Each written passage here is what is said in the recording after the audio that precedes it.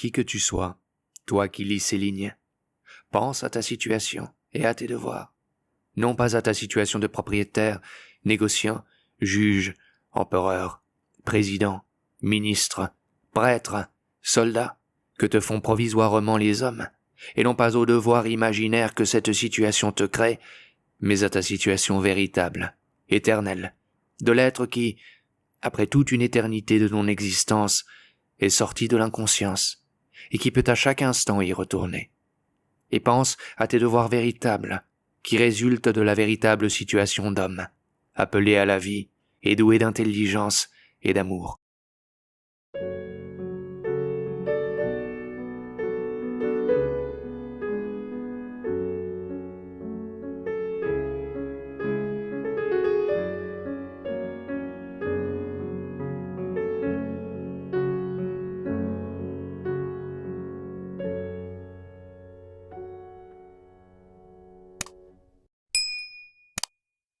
La vraie vie n'a rien à faire avec le passé, ni avec l'avenir. C'est une vie du moment présent qui consiste à ce que chacun fasse maintenant ce qui se présente précisément à lui, comme devant être fait. Aussi ne faut-il jamais faiblir dans l'accomplissement de la vraie vie.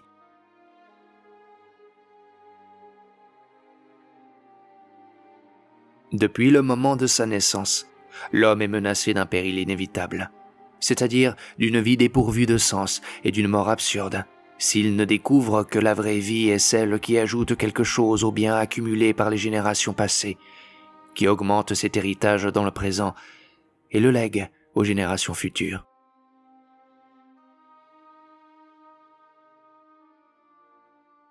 Comme le soleil ou comme chaque atome de l'éther forme une sphère achevée en elle-même, tout en ne présentant qu'un atome du grand tout inaccessible à l'homme.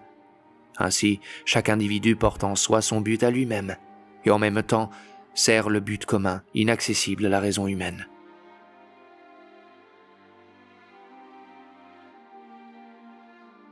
Pas un homme civilisé marchant en tête du progrès n'est en état de donner maintenant une réponse à la question directe. Pourquoi mènes-tu la vie que tu mènes ? Pourquoi fais-tu tout ce que tu fais ?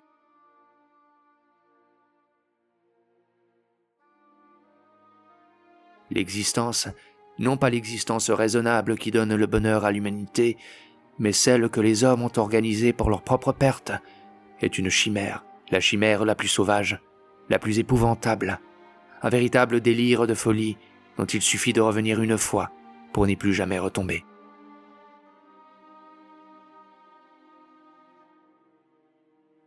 Le trait distinctif de l'homme civilisé, c'est d'obéir à ce qui est considéré par la plupart des gens comme inique, c'est-à-dire contraire à la conscience.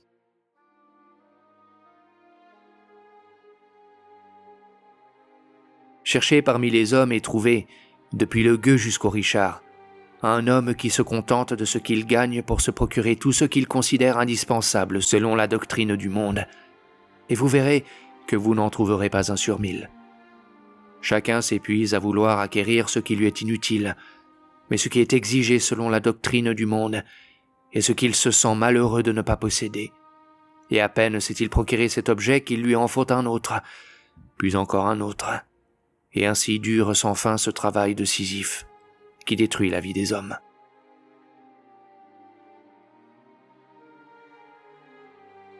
La foi des gens qui nient la religion est la religion de l'obéissance à tout ce qui se fait par la majorité puissante, c'est-à-dire en 2 mots, la soumission aux pouvoirs établis.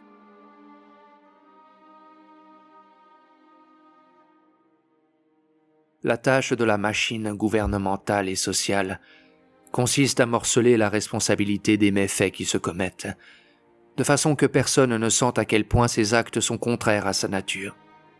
Les uns rédigent les lois, les autres les appliquent, les troisièmes endurcissent les gens à la discipline, c'est-à-dire à l'obéissance irréfléchie et passive. Les quatrièmes, ces mêmes gens déjà endurcis, se font les instruments de toute espèce de coercition et tuent leurs semblables sans savoir ni dans quel but, ni pour quel motif.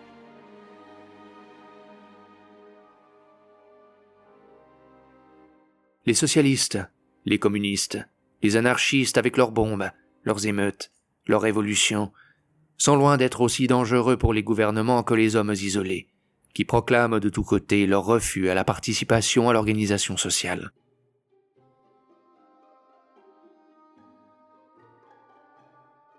L'argent ne représente qu'une nouvelle forme d'esclavage impersonnel, à la place de l'ancien esclavage personnel.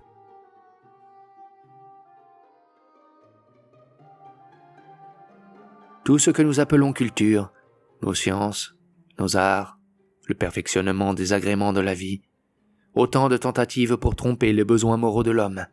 Tout ce que nous appelons hygiène et médecine, autant de tentatives pour tromper les besoins physiques et naturels de la nature humaine.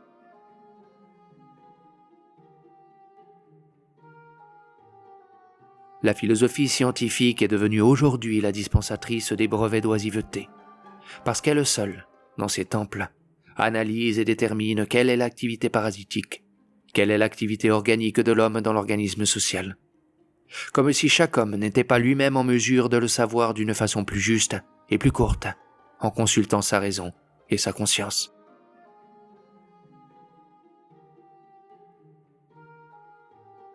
L'art n'est pas un plaisir, ni une consolation, ni un amusement. L'art est quelque chose de grand. L'art est l'organe de la vie de l'humanité qui traduit par le sentiment la conscience des hommes.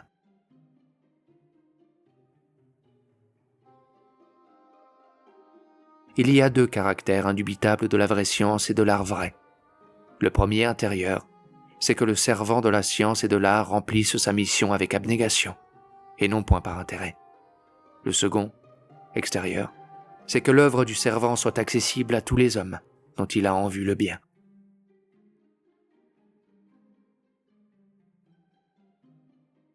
Puisque, dans l'histoire du savoir humain, il n'est point de vérité absolue, puisque les erreurs vont se succédant l'une à l'autre, alors de quel droit forcer la jeune génération à s'assimiler des connaissances qui seront certainement reconnues fausses un jour?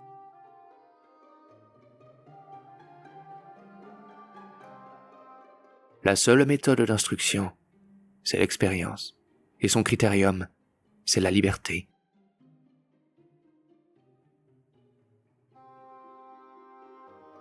La question des droits des femmes a surgi et ne pouvait surgir que parmi des hommes qui ont transgressé la loi du travail véritable. Il suffit de revenir à ce travail, et cette question tombera d'elle-même. La femme ayant sa tâche spéciale, nécessaire, ne réclamera jamais le droit de participer à la tâche de l'homme, dans les mines et au labour.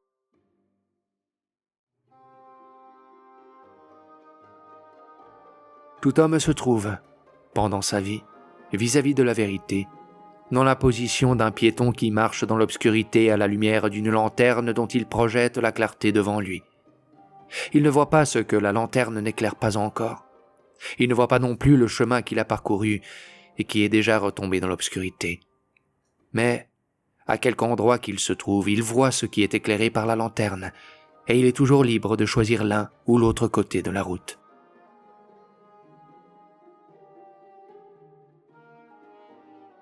Les actes de vérité, en introduisant la lumière dans la conscience de chaque homme, dissolvent l'homogénéité de l'erreur, détachant un à un de la masse les hommes soudés entre eux par la force de l'erreur.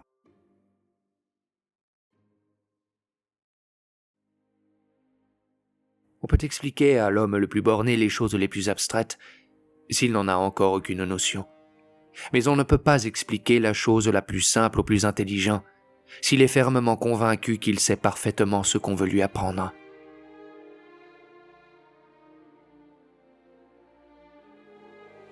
Toute pensée est à la fois exacte et mensongère. Mensongère parce qu'elle est limitée par l'impossibilité où nous sommes d'embrasser toute la vérité.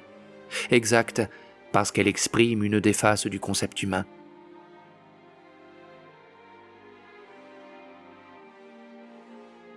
Enfance, heureuse enfance, temps heureux qui ne reviendra jamais. Comment ne pas l'aimer?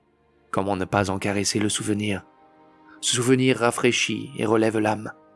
Il est pour nous la source des meilleures jouissances. Les hommes qui ne comprennent pas la vie ne peuvent pas ne pas avoir peur de la mort.